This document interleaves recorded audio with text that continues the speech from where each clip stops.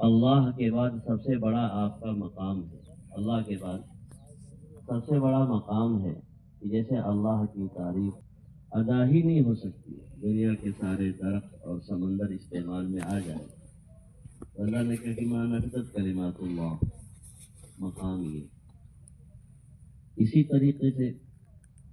اللہ نے اپنے بارے میں جو فرمایا، اسی طریقے سے اللہ نے رسول پاک صلی اللہ علیہ وسلم کا وہ مقام دیا کہ کوئی بھی کتنا بھی قابل ہو اللہ کے نبی صلی اللہ علیہ وسلم کی تعریف اور صفات اور خوبیوں اور جو اللہ کے یہاں مقام ہے اس کو اگر بیان کرنا چاہے تو اس کا حق ادا نہیں کرتا۔ تو کہنے والے نے یوں کہہ دیا لا يمكن الثناء كما كان حقه بعد خدا بزرگ نہیں قصہ مختصر۔ اللہ کے بعد بس اللہ کے بعد آپ کا مقام ہے مخلوق میں، یہ ہے مقام۔ اور ذمہ داری کیا ہے؟ ذمہ داری اللہ نے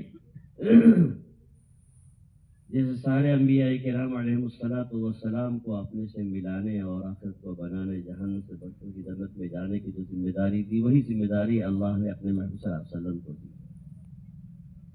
اور اس ذمہ داری کو نبھانے کے لیے مقام تو یہ ہے کہ آپ کے برابر کوئی نہیں، اور مقام یہ ہے کہ اللہ کی طرف سے پیشکش کی جا رہی ہے کہ اگر چاہے تو مکہ کا یہ پہاڑ سونے کا بنا دیا جائے اور آپ کے ساتھ یہ چلتا رہے، اور آپ کے ساتھ یہ چلتا رہے، جہاں آپ کو ضرورت ہو آپ استعمال کریں۔ اور مقام یہ ہے کہ آپ اشارہ فرمائیں اور اللہ چاند کے دو ٹکڑے کر دیں۔ آپ اشارہ فرمائیں تو وادی کے کنارے کا درخت زمین چیرتا ہوا آپ کے سامنے کھڑے ہو کر کے گواہی دے دے کہ میں ایک اللہ کے وحدہ لا شریک کی گواہی دیتا ہوں اور آپ رسول ہیں اللہ کی، میں ایسی گواہی دیتا ہوں۔ آپ کا وہ مقام ہے کہ اللہ نے آپ کے مقام کو ظاہر کرنے کے لیے جانوروں سے، درندوں سے، پتھروں سے، درختوں سے، ہر ایک سے گواہی دیتا ہے، یہ آپ کا مقام ظاہر کرنے یہ ہے مقام۔ بلکہ اگر یوں کہہ دیا جائے کہ کائنات کا ہر ذرہ یہ آپ کے وجود کا صدقہ ہے تو غلطی بات ہے۔ کائنات کے ہر ذرہ یہ آپ صلی اللہ علیہ وسلم کے وجود کا صدقہ ہے، مقام تو یہ۔ مگر اللہ نے جو ذمہ داری بندوں کے اعتبار سے، انسانوں کے اعتبار سے دی تھی، اور یوں فرمایا یا ایھا الرسول بلغ ما انزل الیک من ربک، اس ذمہ داری کے اعتبار سے کہ نبی جی آپ اپنی ذمہ داری نبھائیے، جو کچھ دیا گیا ہے اللہ کی طرف سے وہ لوگوں تک پہنچائیے۔ اگر آپ نے ایسا نہ کیا تو آپ نے کوئی رسالت کا حق ادا نہ کیا۔ رہی بات یہ ہے کہ مشکلات، حالات، خطرات اور رکاوٹیں، دشواریاں آئیں گی اور خطرات بھی ہوں گے، اس سلسلے میں اللہ نے تسلی دی واللہ یعصمک من الناس، کام آپ کو کرنا ہے اور حفاظت اللہ فرمائے۔ اللہ نے تسلی دی۔ پھر اللہ کے نبی صلی اللہ علیہ وسلم جب اس کو لے کر کے ذمہ داری کو لے کر کے کھڑے ہوئے ہیں تو کن کن حالات سے گزرے ہیں، اور تو آپ صلی اللہ علیہ وسلم فرماتے ہیں، اس کا مفہوم اور خلاصہ ہے کہ جتنا دین کی دعوت کے سلسلے میں مجھے ڈرایا اور دھمکایا گیا اتنا کسی کو نہیں، اور جتنا دین کے بارے میں مجھ کو ستایا گیا اتنا کسی کو نہیں۔ وَقَدْ فِي اللَّهِ وَمَا يُخَافُ وَلَقَدْ أُوذِيتُ فِي اللَّهِ مَا لَمْ يُؤْذِ أَحَدٌ۔ اللہ کہاں سب سے بڑا مقام، سب سے اونچا مقام اللہ کے بعد مخلوق میں آپ کا مقام ہے، لیکن جو ذمہ داری، جو کام دیا گیا ہے اس کے لیے آپ اپنے آپ کو ذمہ داری کو لے کے کھڑے ہو رہے ہیں تو پھر نہیں دیکھ رہے۔ مال جو کچھ تھا آپ صلی اللہ علیہ وسلم کے ساتھ ماں خدیجہ الکبریٰ رضی اللہ تعالی عنہا ہیں، اور وہ مکہ کی سب سے بڑی مالدارن ہیں،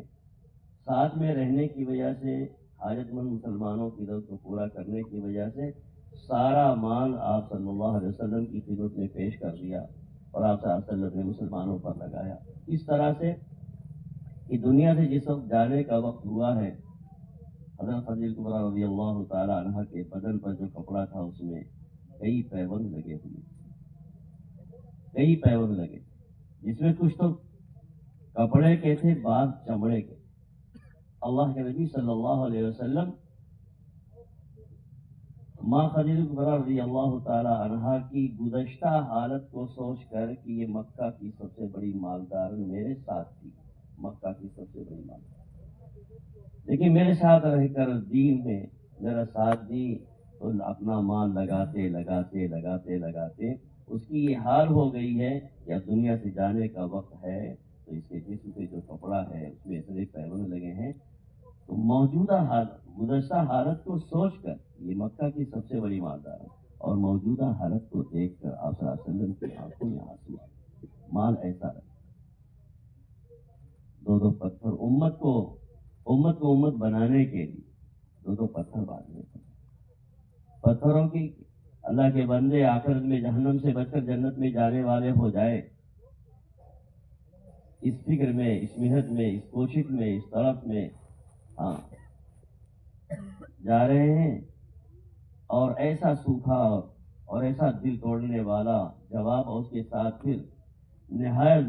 بہیمانہ اور ظالمانہ سلوک اور پتھروں کی بارش، سب آپ نے برداشت کیا۔ آپ صلی اللہ علیہ وسلم کے جسم مبارک اسی سلسلے میں احد میں اور مختلف موقعوں پر زخمی ہوا ہے، اور طرح طرح کی ذلت اور رسوائی کے حالات سے آپ دعوت دے رہے ہیں اور کوئی سننے کو تیار نہیں۔ حضرت منیب عزی رضی اللہ عنہ فرماتے ہیں، میں نے دیکھا زمانے جاہلیت میں، یعنی اسلام لانے سے پہلے، ایک مجمع ہے، چند لوگ ہیں، اور آپ صلی اللہ علیہ وسلم فرما رہے، یا ایھا الناس قولوا لا الہ الا اللہ تفلحوا، اے لوگوں کلمہ پڑھو، ایک اللہ کو مان لو۔ یہ بظاہر اور حقیقت میں یہ وہ کلمہ تھا جو ان کو دونوں جہان کی، دنیا اور آخرت دونوں جہان کی خیر خواہی کا نسخہ تھا، مگر اس کے جواب میں امت کی طرف سے کہ کوئی آپ کو گالی دے رہا ہے، اور کوئی آپ صلی اللہ علیہ وسلم کے چہرے انور پر تھوک رہا ہے، اور کوئی آپ پر مٹی ڈال رہا ہے، اور یہ عمل آپ صلی اللہ علیہ وسلم کی طرف سے دعوت، کون سی شخصیت ہے اللہ کے بعد جس کا سب سے بڑا مقام، اور آپ اپنی ذمہ داری کو نبھا رہے ہیں، اور ادھر سے گالی جس پر فرشتے اور اللہ رحمت نازل درود بھیجے، اور مسلمانوں کو، ایمان والوں کو درود کا حکم ہو، اس پر گالی، اور آپ صلی اللہ علیہ وسلم سن رہے ہیں، مٹی، تھوک، اللہ اکبر، اور فرما رہے ہیں کہ یہ عمل دن چڑھے تک ہوا ہے، تھوڑی دیر کا نہیں تھا، تھوڑی دیر کا نہیں۔ یہ آپ صلی اللہ علیہ وسلم نے اپنے مقام کو کتنا مٹایا ہے، اور اپنے آپ کو کتنا گرایا ہے ذمہ داری کو نبھانے کے لیے۔ اور حضرت زینب رضی اللہ تعالی عنہا کے بعد پانی لے کر کے آئی، آپ صلی اللہ علیہ وسلم نے اپنا چہرے مبارک دھلا اور ہاتھ دھلا، انہوں نے اپنے حضور پاک صلی اللہ علیہ وسلم کا چہرے مبارک دھول سے اٹا ہوا دیکھا، اور حالت دیکھی تو بچی پریشان ہو گئی، ان کی چہرے سے پریشانی ظاہر ہوئی، تو آپ صلی اللہ علیہ وسلم نے فرمایا، یا بنی لا تخشى على ابيك غيرة ولا ذلة، میری پیاری بیٹی، یہ جو صورتحال تو دیکھ رہی ہے، تیرے باپ کے ساتھ جو سلوک ہو رہا ہے، صبح تو نکلا تھا تیرا باپ کتنے اچھے انداز میں، لیکن اب تو یہ حال دیکھ رہی ہے، پانی لے آئی ہے، تو فرما رہے کہ لا تخشى على ابيك غيرة ولا ذلة، اس حالت کو دیکھ کر تم کبھی یہ مت سوچنا کہ کوئی اچانک قدر کر دے گا، اچانک تو کوئی قدر کر نہیں پائے گا، کیونکہ اللہ نے واللہ یعصمک من الناس کا فرمایا، اور آگے فرمایا ولا ذلہ، یہ ہم سب کے لیے قیامت تک آنے والی ایک ایک انسانوں کے لیے جن کو اللہ نے اپنے دین کا ذمہ دار بنایا ہے، ان کے لیے تعلیم دی کہ اللہ کے دین کی نسبت پر آنے والے، اللہ کے دین کی دعوت یہ سارے نبیوں کا کام ہے، تو کار نبوت کے کرتے ہوئے نبوت کی لائن کی اذیتیں، تکلیفیں، ناگواریاں، ذلت کی جو بھی شکلیں ہیں، اگر وہ شکلیں بھی آئے تو وہ حقیقت میں ذلت نہیں ہے بلکہ عین۔ تو اللہ کے نبی صلی اللہ علیہ وسلم نے ہر اعتبار سے ایسی قربانی دی کہ اس قربانی کی اب مثال نہ پہلے رہی ہے نہ بعد میں ہو سکتی، اور پھر اس کے نتیجے میں اللہ کے نبی صلی اللہ علیہ وسلم کا ایک وقت وہ تھا کہ آپ کہتے تھے من یامینی من ینصرنی، کوئی ہے جو مجھے ٹھکانہ دے دے، کوئی ہے جو میری مدد کر دے، کوئی ہے جو میری رہبری کر دے، کوئی ہے جو میرا ساتھ دے دے، جو میری بات سن لے، مجھے پناہ دے دے۔ ایک وقت وہ تھا، لیکن ان قربانیوں کے نتیجے میں دھیمے دھیمے دھیمے دھیمے اللہ نے وہ ماحول بنایا اس صحابہ میں بھی ہر طرح کی قربانی دینے والے زندہ ہو گئے۔ اور پھر صحابہ کرام کے زمانے میں وہ وقت آیا کہ جتنی بھی امت کے جتنے بھی افراد تھے، ہر مرد، ہر عورت، ہر بچہ اپنے دین کا جاننے والا، اپنے دین پر عمل کرنے والا اور اپنے دین کا دانی، یعنی 100% دین کا ماحول بن گیا تھا۔ کیوں بھائی، صحیح بات ہے کہ غلط بات ہے؟ ارے صحابہ کرام کے زمانے میں امت کے تینوں طبقے میں اور دنیا کے اعتبار سے دیہات میں رہنے والا، شہر میں رہنے والا، مرد ہو یا عورت ہو، آزاد ہو یا غلام ہو، امیر ہو یا غریب ہو، 100% دین کا ماحول تھا کہ نہیں؟ غلام بھی اپنی ذمہ داریوں کو جانتا ہے۔ واقعہ ہے یہ غلام کو حضرت عبداللہ بن عمر رضی اللہ تعالیٰ نے خاطر پیش کیا کہ آ جاؤ میرے ساتھ، دسترخوان کھلا بچھا ہوا تو بلایا، پہلے تو سوال کیا بکری دے دو، تو اس نے کیا کہا؟ ہاں اس نے کہا میں اس کا مالک ہوں۔ فرمایا کہ مالک کیا جانے گا؟ تو کیا کہا تھا؟ فَأَيْنَ اللَّهُ، یعنی آخر بکری چرا رہا ہے غلام، اور کیا کہا؟ میں رونے سے میں نہیں آ سکتا، یہ موسم، پہاڑ کا دامن، ایک غلام ایسا کیسے؟ ایام خالیہ وصول کر رہا، کیوں کہ ایک دن وَكُلُّهُمْ آتِيهِ يَوْمَ الْقِيَامَةِ فَرْدًا، جیسے میرے مالک کو حاضر ہونا ہے ویسے مجھے بھی اپنے اللہ کے سامنے حاضر ہونا ہے۔ ایسا غلام اور آزاد، ہر ایک کے سامنے آخرت کی، اور ہر ایک کے سامنے مقصد زندگی، اور ہر ایک کے سامنے اللہ کی بے شمار انمول نعمتوں کا استعمال کا مصرف۔ ہر حال یہی وجہ ہے کہ امت کے تینوں طبقات، مرد، عورت اور بچے، ہر حال میں ہر وقت اللہ کے ہر دین کے تقاضے کے لیے، دین کے ہر تقاضے کے لیے تیار ہے، کوئی بھی حال۔ یہاں تک کہ اگر گھر سے نماز پڑھنے کے لیے نکلے ہیں تو ضروری نہیں ہے کہ نماز پڑھ کر کے گھر واپس آ جائیں۔ ایسا ایک ماحول تھا کہ اگر کسی نے پوچھ لیا کہاں گئے تو یہ تو کہہ سکتے تھے کہ نماز میں کہہ دیتے گھر والے کی نماز پڑھنے گئے، واپس کب آئیں گے اس کا جواب ان کے پاس نہیں ہوتا۔ یہ تو اللہ جانے وہاں سے کیا تقاضا آئے، تقاضا آ گیا، کہاں کا آ گیا، کہاں جائیں گے، پھر کب واپس آئیں گے، یہ تو اللہ ہی جانتا۔ ایسا ماحول بنا ہوا، اور پھر اس کے نتیجے میں کیا تھا؟ اس کے نتیجے میں یہ تھا کہ اللہ کی 100%، حالانکہ صحابہ کرام تعداد کے اعتبار سے کم، اسباب کے اعتبار سے کمزور، علم کے اعتبار سے، دنیاوی معلومات کے اعتبار سے بھی بالکل عاری اور عامی لوگ تھے، ہتھیار کے اعتبار سے، حکومت کے اعتبار سے کچھ بھی نہیں تھا، مگر مقصد پر تھے، اللہ کی نعمتوں کا استعمال صحیح فرما رہے تھے، تو اللہ کی طرف سے رحمت، اللہ کی طرف سے سلامتی، عزت اور برکتوں کے دروازے کھلے ہوئے تھے، جہاں بھی تھے مامون تھے، محفوظ تھے، اور جہاں بھی تھے، جس حال میں بھی تھے، اللہ کے منصور تھے، اللہ ان کی مدد فرماتے تھے، فرشتوں سے بھی مدد فرمایا ہے، چیزوں کو بدل کے بھی فرمایا ہے، فرشتوں کی زبان پر انسانوں کی زبان پر فرشتے کو بلوایا، بولا ہے فرشتہ شکل انسان کی لے لی، اور اس کا روب باطل پر ڈال کر ایک آواز لگا دی فرشتے نے، ایک صحابی کی شکل میں،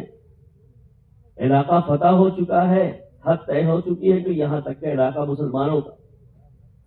لیکن اللہ یہ دکھانا چاہتے تھے کہ دیکھو جب بندہ ہمارے اس پر ہوتا ہے تو ہم ایک کمزور انسان کی آواز میں کیا روب اور کیا طاقت رکھتے ہیں۔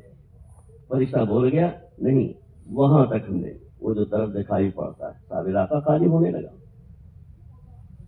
بعد میں ذمہ دار کو معلوم ہوا بھائی بات تو یہ ہوئی تھی، تو وہاں یہ ہوگی ایک آدمی نے، آپ کے آدمیوں میں سے ایک آدمی نے آواز لگائی. انہوں نے کہا کہ نہیں بھیا نہیں، بلکہ وہاں سے وہ جو وادی کے کنارے درخت دکھائی پڑتا ہے ہمارا علاقہ وہاں تک ایک پانی کا. اب جب پتہ لگا ہے تو معلوم کوئی نہیں، فرشتوں کے ذریعے اللہ. اور ایسا بھی ہوا ہے کہ صاحب کفار آئے ہیں اپنی طاقت کے زوم میں، کثرت کے زوم میں، ناپاک ارادوں کے ساتھ کہ صاحب آج تو انہیں ختم کر کے اور صاحب شراب پیئیں گے اور موج اور مستی کریں گے. شرابوں کے بیٹھے بھر کر کے لائے بشے. اور اللہ نے جب انہیں شکست سے بدل دیا